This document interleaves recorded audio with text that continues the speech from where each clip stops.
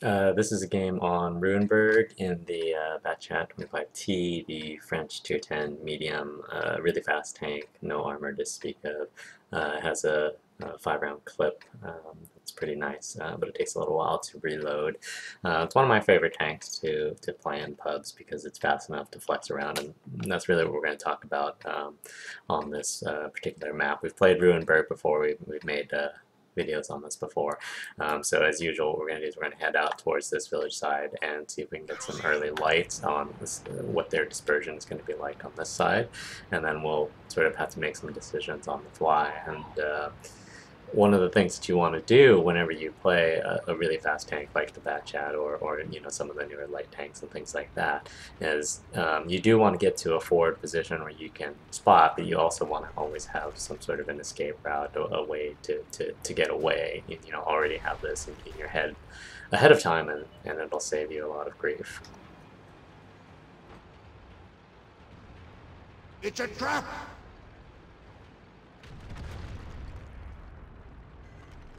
And so we know they have a couple mediums down here. I'm waiting to drop my spot, and then what I want to do is I want to come over and see if they sent anything over here. If I can only push so far forward though because of their YOLO BT2.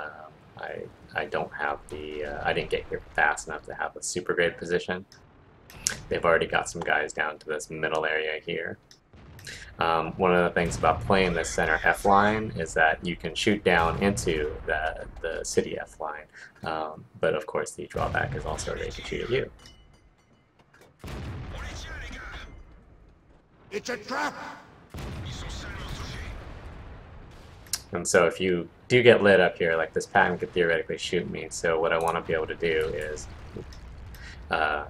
get out of there if I can. There's an Object 268 on the backside over there as well, so that's something that I need to try to avoid. So I'm clipping right now, so I'm going to try to get out, and I'm just going to do a loop back. Right? This pattern is occupying those guys in the middle. So they've got a lot of tanks out here. We've got some tanks here, but see how we have our tank destroyers in the back. Marsh didn't have time to make it up, in part because of the BT2, and our IS-3 is camping in the back. So if you're the tank destroyers, you don't want to be this far back as where these guys are, because you're not going to get any meaningful shots until everything in front of you is dead. And it's just not very useful. So I'm reclipped now, but we know they've got a lot of tanks up here. We've got some tanks in the city, but really not enough to be a significant challenge to them there. And this is mostly a problem with the fact that we have too many guys in positions where they actually can't do anything, including these guys over here and Marsh in this case, and this IS-3. They're not anywhere where they can do something meaningful at this point. So right now we're going to lose this line over here, and we're also going to lose this city side over here, especially since we're kind of pushing into the city. Those guys are pushing into a flank right now. And so their JPE is starting to move down here, so I need to try to help out this side, so Marsh is going to go over there. And what I want to be able to do here is clear out this middle area here if I can. If we can get around to the side, or if he fires, you know, we can get some easy shots on him and get him down. That would be huge in terms of clearing up this middle, because then that allows us to go back up here and not have to worry about the JPE shooting us in the back.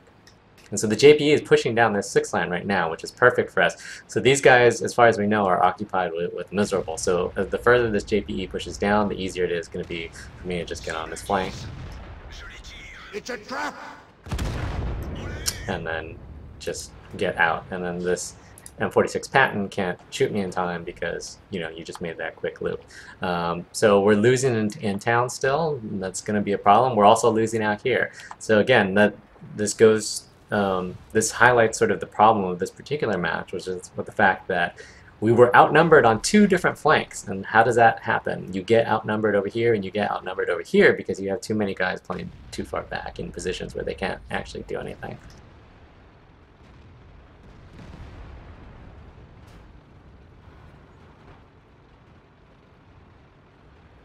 And so I'm about to get clipped up here, so I should be able to go through here and clean up a lot of this, and hopefully help Miz survive. Or maybe not. It's a trap!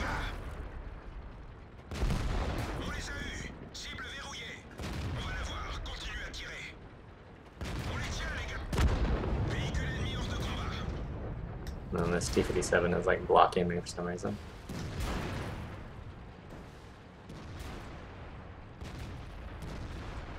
But the Patton decides not to pursue through there. If he decided to pursue through there, he probably could have killed me because the T-57 didn't make any attempt to block him off after I went through. So it would have been very easy for him to do that.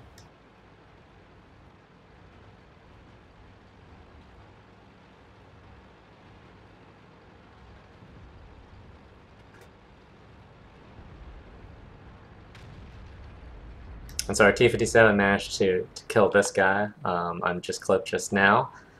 So we have to pay attention over here. This guy can watch this backside, and then I need to figure out a way that I can protect Marsh, because Marsh is moving towards that side a little bit. But you'll notice that he's still a little bit second line, so the IS-3s gets killed.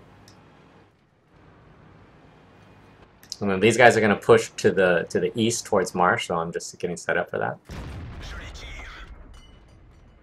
It's a trap! And then I just want to keep moving there because I don't want to give him an easy shot. But as soon as he misses, then I can zero damage him. It's a trap! So Marsh is still alive. I'm clipping again. We know that they have 3 tanks over on this side. So all I'm going to do is just retreat.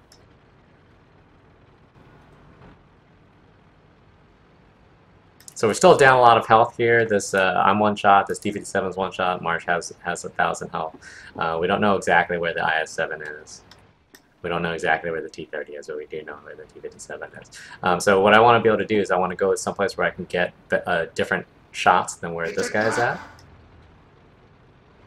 And so we see the IS-7 on the way in, which is fine. Want to be able to drop spot.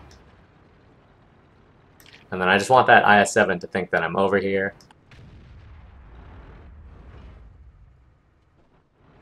And then I need to figure out a way to save Marsh. Well, if I can.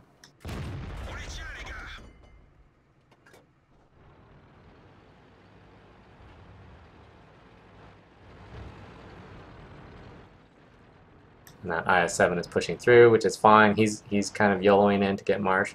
But he's below a hill right now, but in a second he'll pop up.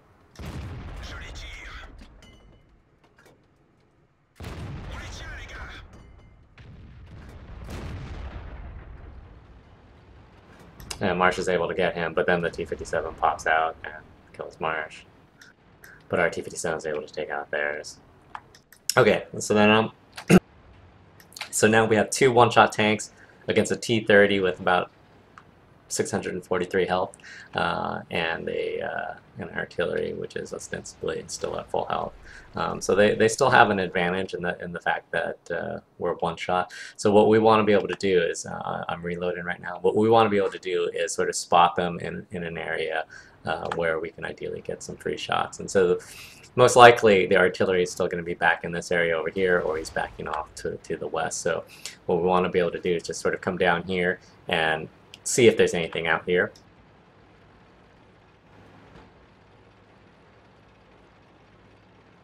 And there's still plenty of time left in the game. There's 6 minutes left in the game, so there's no need to hurry or anything. And the T-57 is going to follow along behind.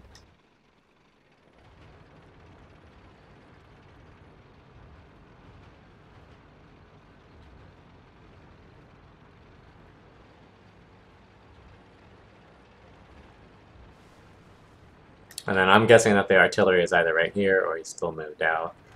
So one way that you can figure that out is to go drive in through here. And then right now I'm just waiting for our T-57 to catch up. So ideally what will happen is I will spot one or both of them and hopefully not get killed, and he'll be able to shoot something. But I need for him to actually get into position.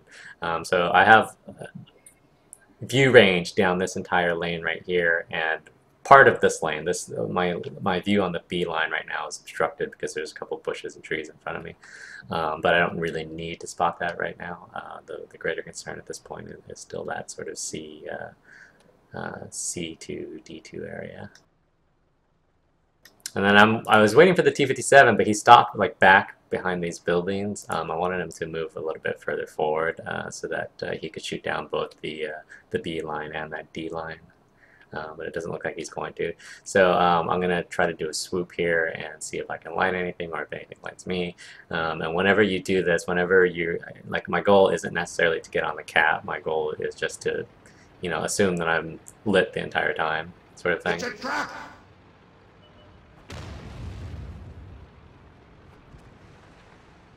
And so we do find both of them there, and so this is good. We know at least where they're at. They also both fired. That gives me plenty of time to get in position. So what I want to do is I want to set up in a position where I can split them. So I'll go to this corner and just look for the artillery. So the T-30 is on this other corner over here. So he's either going to have to come down here this way, or he's going to come down over on the D line. And if he comes down the B line, he's going to have to overcommit in order to see me, and the T-57 should be able to kill him. And if he goes down the D line, then it shouldn't be a problem as well, because he'll have to actually come all the way around here. So because I was lit by the artillery, I need to wait until I drop spot, and then I don't want to sit here where I don't have any vision at all, where I can't see either side, because depending on what our T-57 is doing, he may or may not be able to cover me appropriately. So I want to be able to sort of peek out on one side and be able to control it. So I look out on this side and he's not there. So all I have to do is get set up. And so now really what I want, the worst case scenario is if he just comes around over this way and he shoots me in the back, but our T-57 should be able to kill him that. Otherwise, if I see him poke out on this side, then all I have to do is duck back, and if I see him on the other side, then you know it's a done deal. So he tries to come down that D line, and the T-57 is able to pick him up, which is perfect. So we were able to do that because even though we were both one shot, in part because I got lucky in that neither of them shot me over here. But you'll notice that our T-57 wasn't really in a position to shoot either of those guys at that point. It wasn't until later in the game that he actually put himself, you know, after that initial volley, that he put himself into a position. So if you're playing this back guy, you want to be up here where you can look down both of those alleys and have an idea of where they might be. And then once we know where they are, it's really easy. It's important that I don't stay over on this side. What I want to do is be over here where I can spot one side of the alley and force the T-30 into some action, right? So we have camp pressure through the middle. I have this corner over here covered. If the T-30 wants to get me, he has to overcommit by driving all the way down this B line to the point where the T-57 will be able to shoot him easily, or come all the way around this D line over on this side, again, to the point where the T-57 can shoot him easily.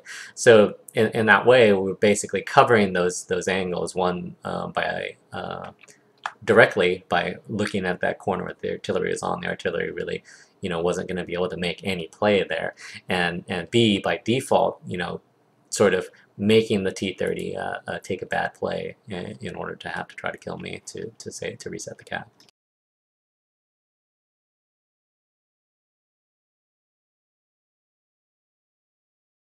And so you look at the stats, and a few things sort of jump out. So the three tanks that were in the field ended up doing the most damage. Not just because they lived the longest, although that certainly helped, but because for the most part they were in position to do it. This T-57 moved forward. It took him a little bit to move forward on that zero line, but he did move forward on that zero line to the midtown in the early game, which was good because it allowed Miz to live a little bit longer than he probably should have. And it's the same situation for me. You know, I pushed forward to the F line.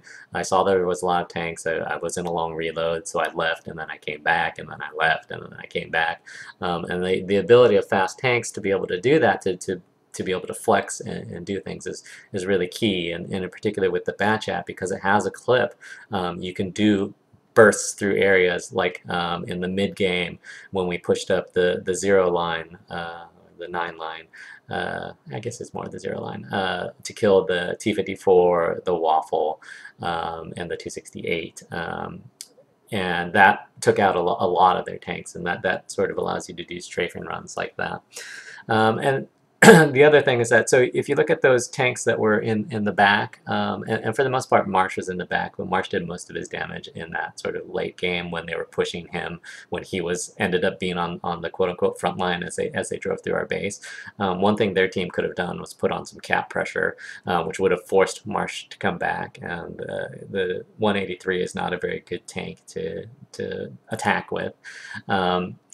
And so the other thing I want to point out is those guys that were hiding in the back didn't really do that much damage. You know, they didn't really have shots on very many things. It was these two guys, I think, the ISU and the Foch.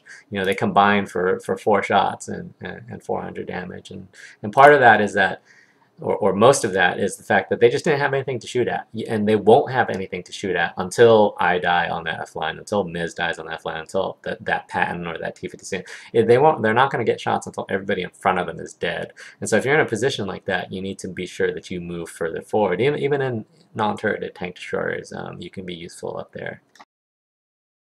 So anyhow, I hope that was useful for playing the Bat Chat and hopefully flying around a bit. And thanks for watching.